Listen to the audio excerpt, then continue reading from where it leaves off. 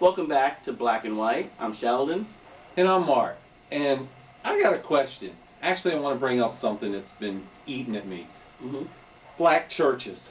Okay. When I go to church, or did go to church, I haven't gone in a while, which is not a good thing. But anyway, when I go to church to worship God, to put it out there, say my prayers and feel closer to God. Black churches have this tendency of being political, and I'm not. To me, it just I don't think the two go hand in hand. Mm-hmm. And it's just some of the things that I hear that's brought up by black preachers really disturbs me because of it seems like like they go to the extreme. Mm-hmm. It's one thing to talk about doing the right thing, loving each other, being good to people, but it's another thing to go into the politics, and I don't like that. I mean, okay, yeah. Let me sort of address some of that, and I think it really goes back into, and I've said this in many segments, back into the history of black churches and how black churches are part of really the community. It's where if you go back to slavery times, it's where you could go to church and worship God and really be yourself within church. Okay. It has become a political a place where you can discuss issues. So it's not simply go worship God and leave. It's more of what's happening to us as a community, because the black church is the center of our communities. Okay. You look back into the 50s, and we can talk about being political. We were political back then. Martin Luther King was a preacher, right? And all of the civil rights movement emanated from the churches, Southern Christian Leadership Council, and so throughout history, the church has been part of not only our faith or our religious beliefs, but also a big part of what was going on in the community, political, social, whatever. It's a place where people can go and find shelter, and it's a place where you can go to even help financially in some cases. So it's more than, the black churches tend to be more than just Place of worship. A place of worship, and that's why and it pops up consistently as we go along through time with Reverend Wright, with Jesse Jackson, with Farrakhan, yeah. It's part of the Nation of Islam, yeah. And it always pops up as are these places, and we might talk about this as well. Are these places just places of worship, or are they more than that? Yeah, or are they a political tool? And are they a political tool? And it's just some place that, and when you talk about a Louis Farrakhan, when you look at how a black community looks at a Louis Farrakhan versus the white community, you can tell me about, your feelings on it. Right. But from a black community, he was someone who stood up for black individualism, really doing what you need to do for yourself, being self-sufficient, and being and doing those kind of things. See, I don't tell me from the white community what you. I have a lot of, so I sort of know what you're. I don't know, but I don't have a problem with a leader stepping up and doing the right thing for his people. I get that. You're supposed to do that, but one of the problems is that some of the leaders that you just mentioned date back to the civil rights stuff, and I am under the impression, or this is my take on it, that they can't get beyond that.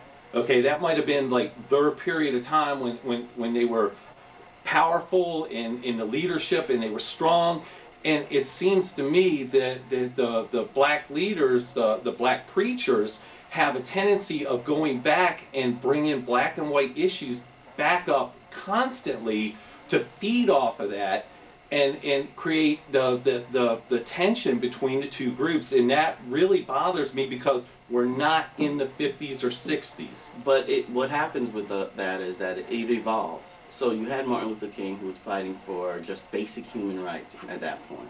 Understood, yes. You had the Nation of Islam, or at that point in time, who was also, we're talking about Malcolm X and Elijah Muhammad, who were also at that point in time fighting for the same thing that Martin Luther King was fighting for, in a different way, but the same goals, pretty much. A lot of people say that if there wasn't a Malcolm, there couldn't be a Martin. You had to have sort of that both sides of it. Both the non-violent side and the possibly violent side, because the two needed to be together. Right. When Malcolm was killed, you know, it was a super flag that at that point Martin was exposed, because he now didn't have that radical person on the other side who, if you killed him, everyone would go. Like if you killed Martin first, then everyone would have gone to Malcolm, and that would have been a lot of trouble. Right. You know, so kill Malcolm first. You still had the peace person in Martin, and then they eventually ended up killing him. But you know, but again, preachers, both of them. You know, they're all preachers, both the church. You know, and then you come forward and you had Jesse Jackson, and his preach. I mean, he was a preacher as well.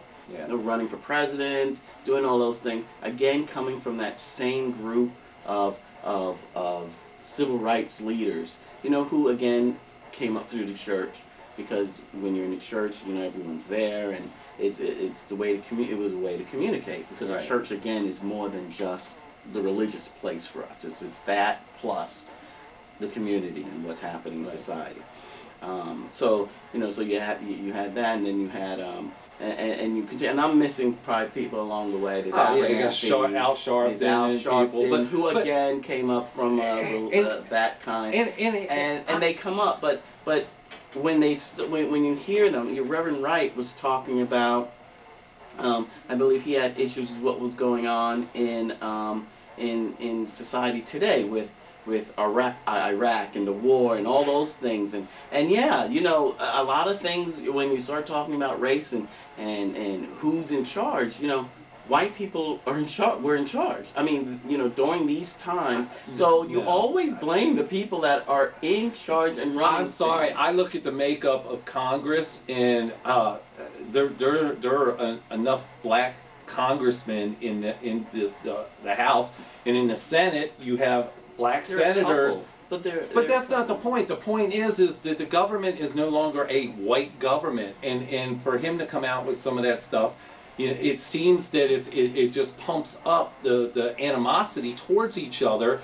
And if you're focused on the people in power, that's one thing. But when you take it and you put this twist on it, all of a sudden it becomes a black and white issue, and then you've got people who really don't have anything against each other are suddenly going, oh wow, yeah, oh I see it this way. But we talked in a previous segment, we talked about the community, and you know, I've been saying that what happens in the community, and you know, if you look at things that Reverend Wright was saying and Louis Farrakhan and those guys were saying, they were all saying things that were like we're talking about what was going on in the community, and we had previously touched on this in a segment, you know.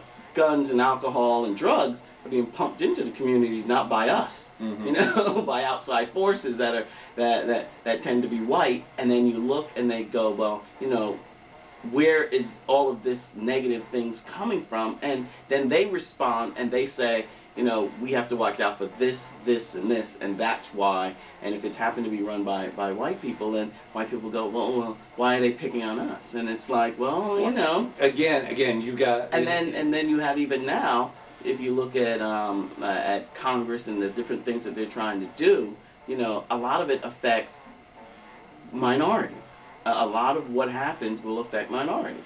You cut Medicare, and you cut Social Security, and you cut the social programs, and you can't have the Planned Parenthood, and all these things are but who says those are given? Who says those things are something that people are supposed to automatically get? Again, we got a country that's in a debt issue, so you're going to have to cut somewhere. Okay, so and just as we were talking about earlier today, we don't cut the congressman's health care that they have for life. Again, we don't again, we're on the same page. We don't cut. We're on the same right, page. We don't cut, wait, but listen. But it's not listen, a black and white thing. But though. that we don't cut their pension. We don't cut anything that they get. But we're cutting from the poor. We don't and middle cut. class. We don't cut. They cut. That's why people like me get outraged, because